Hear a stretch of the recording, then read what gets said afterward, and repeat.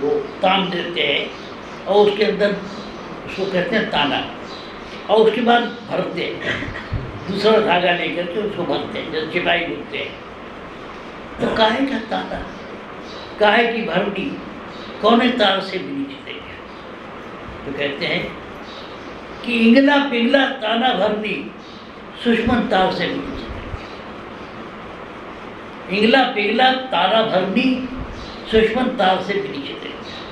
मैं कई बार कह चुका हूँ, किसी को याद हो याद हो। यहाँ पर 3 दशें हैं। एक आध लोग की उगरी होती है, बाकी की उगरी नहीं होती। खास करके मैं मिसाल देता हूँ, जहाँ से मिल जाए। दिलीप कुमार जब बहुत मूड में एक्टिंग करते हैं तो उनकी तीनों दशें उभर आती हैं। अब पिघला पिघला क्या है? तो कबीर साहब कहते हैं इंगला पिघला ताना भरनी, सुषमन तार से बिनी चलेगा। जो दाईं तरफ है वो इंगला है, जो दाईं तरफ आपके माथे के दाहिनी तरफ जो नस जा रही है वो इंगला है, जो बाईं तरफ जा रही है वो पिघला है, और जो बीच में है वो सुषमना है।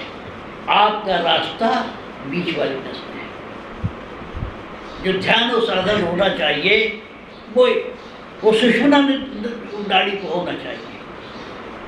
सुषमना नाड़ी आप उसको मालिक से मिलाएगी। दाईं तरफ वाली जो नाड़ी है इंगला, वो चले अगर उस रास्ते तो टाइम लगता है, वो बहुत देर लगती है, इसलिए उधर अभ्यास करने को मना किया गया है। बाईं तरफ आदमी खुराफात में घुस जाएगा, वो उधर बाईं तो जाना ही नहीं है। दाहिने रास्ते जो जाएगा टाइम लगेगा। उसको कहते हैं कि वो सूर्याण से इधर से जाएगा तो सीधा निकलेगा, यहाँ से लेके और जहाँ चुटिया होती है वहाँ तक, जैसे होता है मांग काट होती है, वो रास्ता तुम्हारा है। तो इंगला पिघला ताना भरनी, सुषमन तार से बिनी चलेगा। ये सुषमना नाड़ी जो है यहाँ से आता है। सुषमना आपके अभ्यास का रास्ता सुषमना है, दोनों भवों के बीच से। ये जैसे औरतें मांग काटती है वहाँ तक, सीधी बात है। इंगला पिघला ताना भरनी, सुषमन तार से बिनी चलेगा। तो आपका जो रास्ता है तो अब है क्या? एक तो शब्द कैसे खुलेगा? गुरु ने जो नाम दिया है उस नाम को जाप। आपका ध्यान, पहली चीज तो जाप है, सुमिरन। सुमिरन का मतलब क्या है? जो गुरु ने नाम दिया उसको बार बार याद करना, उसको जपना, ये सुमिरन है। कुछ दिनों तक जपना पड़ता है, आगे चल के ऐसा हो जाता है कि जरा सा ख्याल किया सुमिरन शुरू हो जाता है, नींद शुरू हो जाता है, जबानी लगी।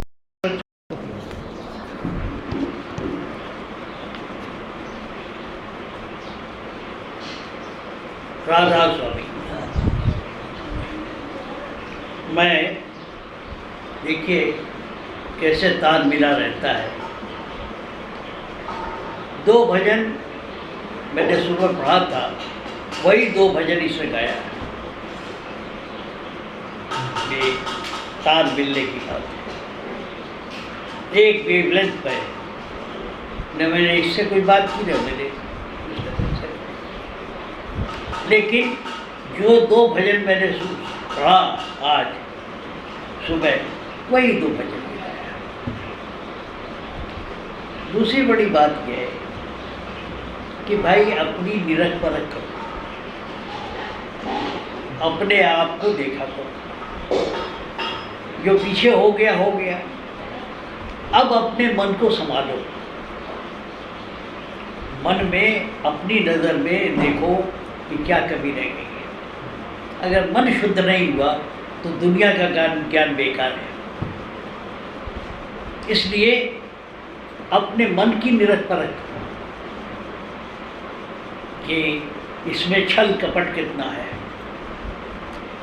क्या क्या खराबी, क्या क्या मक्कारी है। जब तक छल कपट और मक्कारी दूर नहीं करोगे, मालिक के दरबार में रसाई नहीं है। हाल क्या है, लोग अपने छल कपट दूर नहीं करते, चले आते, उससे क्या फायदा, क्या फायदा होगा। यहाँ से जाने के बाद या यहाँ आने के पहले दुनिया भर की चतुराई तुम्हारी भरी होगी, तो मालिक पर भरोसा नहीं, अपने आप पर भरोसा नहीं। मैं कुछ ऐसा मालिक की कृपा हो गई है कि जो लोग सामने पढ़ते हैं उनका एक्सरे आ जाता है। तो पहले अपना मन संभालो, भक्ति वगैरह तो बाद में होगी। तुम अपनी मक्कारी से मक्कारी दूर नहीं करते। पहले तो मंदिर में जाते हैं या किसी के घर जाते हैं तो जूता उतार देते हैं, लाठी रख देते हैं, मंदिर जाओ। तुम दोनों अपने साथ रखे हो। बस सत्संग सुनने से कुछ नहीं होगा। पहले मन संभालो। मन जो है, मन जिसका भोला भाला बच्चों की तरह है, वही आगे बढ़ सकता है। दुनिया भर के प्रपंच करने से बेकार है। क्या रोज सुबह उठ के 4 बजे साधन करो या शंकर जी को पानी दो, शाम को आरती करो, कुछ भी करो, ठीक नहीं होगा। ये चीज़ें थोड़ी बहुत फायदा करेंगी, लेकिन आप निकल नहीं पाओगे जंजाल से। इस फायदा तो होगा, इन कामों का फायदा, हम ये नहीं कहते कि इनका फायदा नहीं है। तो सबसे ज़रूरी चीज़ जो है वो मन है। मन में तुम्हारे काम क्रोध जो भी है, ठीक है, मन सच्चा होना चाहिए। अगर कहूँ और बुरा न माने कोई, जाटों की तरह होना चाहिए। वो मन के पक्के होते हैं, साफ। तो जाट भी बेईमान हो रहे हैं। तो जाट भी बेईमान हो रहे हैं। लाइट जला तुम जो है उस पर टिप्पणी करोगे, वो साफ सुथरे हो। अच्छा है तो अच्छा है, नहीं बुरा है बुरा है। उनके मन में कीना कम होता है। लो खरे आदमी आइए। तो मैं ये कह रहा था, बैठो बैठो बैठो बैठो, सुखी रहो। मैं ये कह रहा था कि पहले ज़रूरी चीज़ मन संभालना है। मन तुम्हारा कैसा होना चाहिए? 2-4 साल के बच्चे। और अगर मन ठीक नहीं है तो तुम कुछ भी कर दो, बेकार है। दूसरी ज़रूरी चीज़ क्या है? परिवार में शांति रखो। परिवार में शांति रखो। जिस परिवार में शांति नहीं है वह अभ्यास नहीं कर सकता। और ये कब बनेगा? ये तब बनेगा जब आप अपनी ड्यूटी करोगे। मेरा लड़का मुझको नहीं मानता, ये मेरी गलती है। जिस वक्त उसकी पैदाइश थी उस वक्त हो सकता है मेरा विचार ठीक कर रहा हो। वो फोटो की तरह उतर आया जो हमारी वृत्ति थी। जैसे जिस हाल में हम बैठे हैं, कैमरे का स्विच दबाओ वैसे ही फोटो आ जाएगी। वही हाल बच्चों का है कि हम जिस मानसिक अवस्था में रहते हैं वही बच्चों में उतर आता है। तो क्या करें? तो हमें चाहिए कि हम घर में शांति रखें। हमारी ड्यूटी, लड़का मानता है नहीं मानता है, हम उसके बाप हैं, हमारी क्या ड्यूटी है वो करना चाहिए। बीवी मेरी बात मानती नहीं है, लेकिन हम पति होने के नाते मेरा क्या कर्तव्य है वो करना चाहिए, वो चाहे जो करे। ऊपर जो सवाल पूछा जाएगा हमारे ही कर्म का पूछा जाएगा। भगवान जो पूछेंगे, अगर पूछते हैं तो हमारे ही किए कराए की बात पूछेंगे। तो हमें अपनी ड्यूटी अपने परिवार के प्रति करना चाहिए, चाहे कोई अच्छा हो चाहे बुरा। कहने का मतलब ये है कि हम परिवार में हैं, हमारी क्या ड्यूटी है। मैं कुछ कहता हूँ, बीवी नहीं मानती, फिर भी मेरा फर्ज क्या है? लड़का है। अब आप डिस्टर्ब मत कीजिए। इस वक्त जो है सूरत का यौ होती है। मैं एग्जाम्पल दे रहा हूँ, अपने घर की बात नहीं करता हूँ। नहीं मत करता हूँ तो उठ जाइए। इस वक्त कुछ दूसरी बात होती है। इस वक्त सूरज चढ़ी रहती है। तो मैं क्या कह रहा था कि हमें अपनी ड्यूटी करनी है, क्योंकि हम अपनी ही ड्यूटी के बारे में, अपने ही किए करने के बारे में हमको ऊपर जवाब देना होगा कि तूने क्या किया। हम बीवी या बच्चों के करने और न करने पर हमसे सवाल नहीं किया जाएगा, मुझसे मेरे ही कर्म का सवाल पूछा जाएगा कि तूने क्या किया। इसलिए हमारा फर्ज है कि हम परिवार में अपनी ड्यूटी निभाएं, चाहे कोई हमारी राय में हो या न राय में हो। पहला काम तो यह है कि परिवार में शांति होनी चाहिए। छोटी मोटी बातों में है कि हमारी नाक ऊंची है, छोटी मोटी बातों में हमें उदार होना पड़ेगा।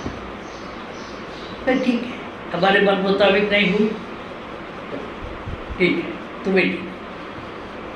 ये इस तरह अगर परिवार में शांति नहीं आती तो हम समझते हैं कि सारा सत्संग, सारी बात बेकार है। या तो घर से निकल जाओ, चले जाओ जहाँ अपनी तबीयत का हो, और अगर गृहस्थी में रहते हो तो परिवार में शांति जरूरी है। परिवार में शांति होगी तो तुम्हारे मन में भी शांति होगी। भाई हमने कोई बात कही, लड़के के भले के लिए कही, लड़के ने नहीं मानी, फिर भी हम अपनी ड्यूटी करें। इसीलिए कहते हैं कि हमारे हाथ में केवल अपने कर्मों का हिसाब किताब है, दूसरा क्या करता है उसकी बात छोड़ो। तुमने अपनी ड्यूटी क्या निभाई? मालिक के दरबार में पूछा बेकी तो होती रही, लेकिन अगर हो तो हमें अपने ही का जवाब होगा। कोई घटना होती है, कोई मारपीट होती है तो क्या होता है? कचहरियों में एक पूछा तूने क्या किया, तूने क्या किया।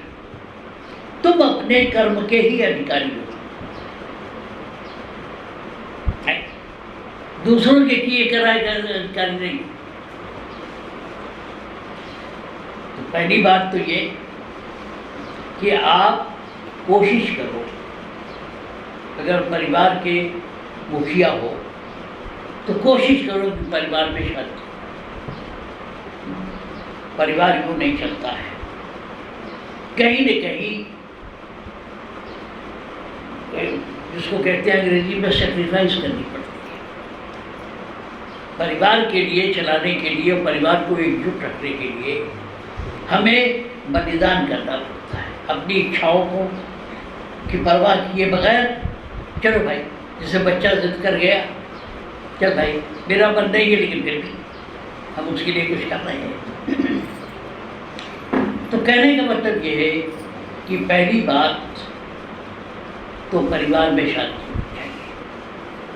और परिवार में शांति आएगी कैसे? अगर हक हलाल की कमाई है तभी शांति आएगी। मुनाफा लेना बुरी बात नहीं है। भाई आप फसल बो रहे हो, कुछ और कर रहे हो, उसमें मेहनत मजदूरी अपनी जोड़ के या कुछ मुनाफा ले रहे हो, बाजार का रेट ले रहे हो, वो बुरा नहीं है, छल बुरा है। अपने माल पर मुनाफा लेना बुरी बात नहीं है, जायज़ मुनाफा। चाहे बच्चा आए चाहे बूढ़ा आए, हमने जो तय कर रखा है वो मुनाफा लेंगे। तो पहली बात तो ये है कि मन में, परिवार में शांति, फिर मन में शांति आ सकती है। देखो, हम अंदर की शांति चाहते हैं, हमारे हाथ में नहीं, हमारे हाथ में हमारा स्वप्न भी नहीं है। तो हम क्या कर सकते हैं? हम जागृत में, जागते में अपने कर्म को अगर हम ठीक पालन करते हैं तो हमें स्वप्न में भी शांति मिलेगी। हमारा अगर जागृत ठीक है तो स्वप्न भी ठीक होगा, सुषुप्ति भी ठीक होगा। क्योंकि सुषुप्ति को हम सीधे कंट्रोल नहीं कर सकते, वो हमारे हाथ में नहीं है। हम अपने सपनों को कंट्रोल नहीं कर सकते। जागृत ही हमारा वो टाइम है जब हम अपने आप को संभाल सकते हैं। हम समझते हैं कि सोने के पहले सोचना चाहिए कि हमने क्या गलत या सही किया। मुझे अपनी पत्नी पर क्रोध नहीं करना चाहिए, क्योंकि इस वक्त सूरत कहीं और होती है। अनुशासन भी चाहिए, इसके लिए हमें सोचना चाहिए। क्योंकि अभी जो भजन हुआ है कि मन लागत लागत लागा, एक दिन में कोई पंडित नहीं होता, एक एक दर्जा पास करना पड़ता है, आगे बढ़ना पड़ता है। जो कल हम थे, 5 साल पहले, 10 साल पहले जो हम थे, वो आज उससे बेहतर है। आदमी जब अपने को सुधारने की कोशिश करता है तो सुधरता जाता है, बेहतर होता जाता है और बेहतर होता है, उसके काम में निखार आता है। और ये एक दिन में नहीं होता। इसीलिए दादा दयाल ने कहा कि मन लागत लागत है, अगर चाहो एक दिन में नहीं लगता, इसमें रोज सुधार करना पड़ता है। इसीलिए कहा गया है कि मार्ग चलते जो गिरे ताको नहीं हो। रास्ते में चल रहे गिरो तो बुरी बात नहीं। बच्चा चलना सीखता है, कितने बार गिरता है, लेकिन धीरे धीरे धीरे धीरे अभ्यास करते करते वो एक दिन खड़ा हो दौड़ने लगता है। इसी तरह हम लोग अपने आप को निखारें और सुधारें तो ठीक हो जाएगा। बात क्या है? पर उपदेश कुशल बोलते हैं, दूसरों को सिखाने के लिए बहुत जरूरी है। कोई काम करो तो कहीं एक अगला आदमी मिल जाएगा अनजान, तो तुम्हें कहेगा तुम ऐसे नहीं, ऐसे करते तो ठीक था। हमें ये अकल अपने लिए इस्तेमाल कर। दूसरों को की खामी निकालने में लोग बहुत माहिर हैं, आसान है। तो दूसरों को राय देने वाले, तुम ऐसे करो, तुम वैसे करो, ये कभी हमारे में भी हो सकती है। ये नहीं है कि आप ही, ये आदमी की कमजोरी है। पर उपदेश कुशल बोलते हैं। तो मैं कह ये रहा था कि पहले तो परिवार में शांति पैदा कर। अगर पैसा गलत है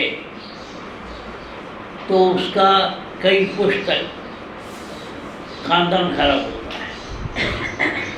अगर ऊपर के पैसे के बगैर काम नहीं चलता तो थोड़ा बहुत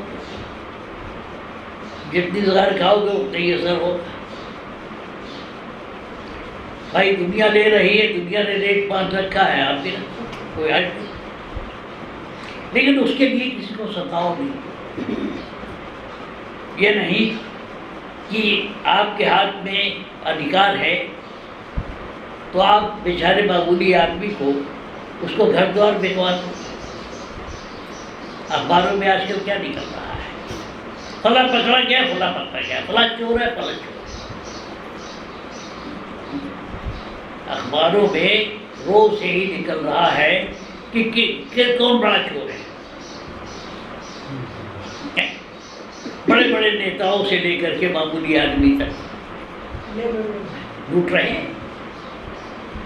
तो कम से कम अगर न काम करे तो जितना ही कम लो उतना ही ठीक है।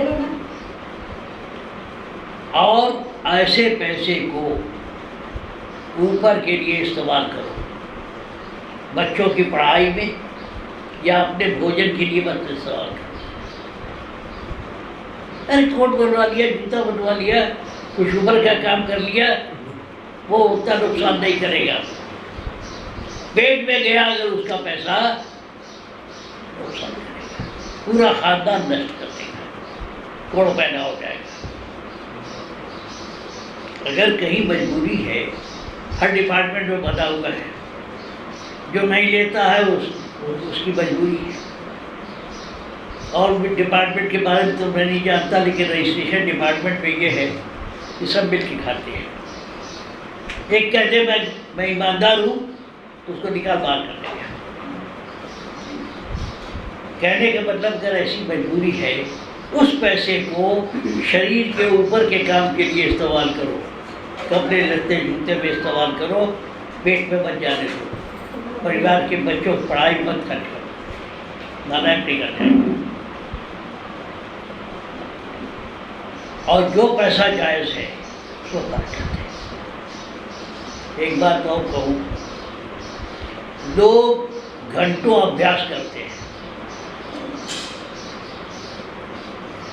वो पाठ भी करते हैं, लेकिन उनको मालिक पे भरोसा नहीं है। मेरा अनुभव ये है कि जिसको मालिक का भरोसा है, मालिक उसकी सब जरूरत पूरी करता है। मालिक सब जरूरत पूरी करता है। शर्त यह है कि तुम्हें उसी का विश्वास हो और किसका भरोसा तेरा है, तेरी आसमान में, तब तो ठीक है। ये सब पढ़ने के लिए नहीं। अगर मालिक पे भरोसा है तो मालिक कुछ देर इम्तहान दे करके तुम्हें लिहाज कर देगा। इसीलिए कहा गया है सिख मत में, शस्त्रीय काल जो बोले सो गया। जिसने सच्चे दिल से मालिक का भरोसा किया, उसका कोई काम रुकता नहीं। देर हो सकती, थोड़ी सी देर हो जाएगी, क्योंकि मालिक देखता है कि मेरा ही भरोसा है, किसी और का है। ऐसा तो नहीं कि अपना ईमान खो देगा। जब वो देख लेता है कि इसका कोई सहारा नहीं है, सिर्फ मैं ही हूँ, तो निहाल कर देता है, मालिक निहाल कर देता है। यह अनुभव मैंने चीज़ें, अब ज़्यादा विस्तार में जाने की ज़रूरत नहीं, लेकिन मैंने ये अनुभव किया है कि मैं चीज़ों को छोड़ना चाहता हूँ, चीज़ें हमारे पास चिपक जाती हैं। मालिक का भरोसा है। एक मामूली सी बात बताऊँ, मैं यहाँ आया बीवी के साथ कि एक तरह से मॉडर्न संन्यास रहेगा, मियाँ बीवी रहेंगे तो कोल्ड ड्रिंक रहेंगे। अब हुआ क्या कि ये सोफे वोफे कुर्सियाँ फर्नीचर सब आ गए। मैं मिसाल दे रहा हूँ कि हम तो छोड़ के आ गए, लेकिन हुआ क्या, बहू ने, हमारी छोटी बहू ने अपना फर्नीचर सेट किया और ये फाजिल हो गया, गिरा गया। कहने का मतलब क्या है कि हम छोड़ते हैं और वो चीज़ पीछे में आती है। तो जिसको भरोसा है मालिक का, और सिर्फ मालिक का भरोसा है, मालिक ये देखता है कि इसको अपने रिश्तेदारों पर भरोसा है, अपने पैसे पर भरोसा है, अपनी ताकत पर भरोसा है, अपने ओहदे पर भरोसा है, उसकी परवाह नहीं करता। लेकिन जिस गरीब को सिर्फ मालिक का भरोसा है, मालिक उसकी सारी जरूरत पूरी करता है। सवाल ये है कि भरोसा तो यहाँ लोगों को भरोसा कम है। नाम मात्र को, जिसको कहते हैं ना, एक मोहब्बत होती है कलेजे की और एक होती है हलाकी। हलक बनेंगे ऊपर से कहने को, हाँ हाँ आप मेरे बड़े हितैषी हैं, आप मेरे बड़े अच्छे हैं, आप महापुरुष हैं, होती सब चीज़ें।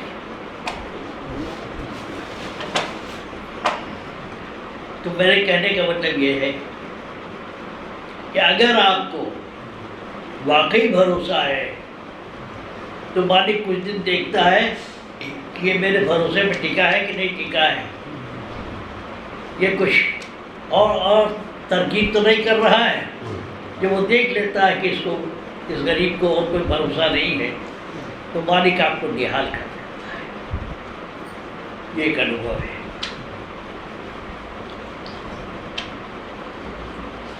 दूसरे, देखो नीचे जो है मादा है, मादा तो मैटर, मटेरियल, मटेरियल मतलब तत्व चीज़ें हैं। जैसे बिल्डिंग मटेरियल कहते हैं, ईटा पत्थर, ये सब जो दुनिया के काम की चीज़ें हैं वो नीचे है, इससे नीचे है। अध्यात्म इसके ऊपर है, अध्यात्म इसके ऊपर है और बीच में मन है। नीचे मादा है, ठोस चीज़ें हैं, जिससे दुनिया बनी हुई, जिससे आप बने हुए। ऊपर जो है अध्यात्म है, मालिक है, और बीच में मन है, जिसको सिख मत में कहते हैं अकाल काल। मैं कई बार कह चुका हूँ, जहाँ औरतें टीका लगाती हैं इसके नीचे काल है और उसके ऊपर अकाल है। कहते हैं अकाली तो तलवार लिए घूमते रहते हैं, जरा सी बात में लौटे तैयार हो जाते हैं। अकाल वो है कि जब आप साधन के उस स्टेज पर पहुंच जाते हो जहाँ आपको काल का आभास नहीं होता, वह अकाली। अकाली कौन है? जिसको काल का अभ्यास न हो, कि सुबह है कि शाम है, गर्मी है कि सर्दी है। जब सूरत ऊपर चली जाती है तो ये सब आभास नहीं होते, वहाँ आदमी अकाली हो जाता है जहाँ काल नहीं है। नीचे जहाँ आपको अनुभव होता रहता है, बैठ सुन, जहाँ अनुभव होता रहता है कि गर्मी का सीज़न है, रात का वक्त है, दिन का वक्त है, जहाँ काल का पता चलता है वो काल है और उसके ऊपर अकाल है। ये समझते ही नहीं, बस कृपान निकाल लेंगे, आप कुछ कह दो कृपान निकाल लें। तो अकाली और काल में यही फर्क है। गुरुओं ने तो कहा कि अकाल पे चल, जहाँ तुझे पता न चले कि सुबह है, शाम है, दिन है, रात है, अच्छा है, मीठा है, खाटा है,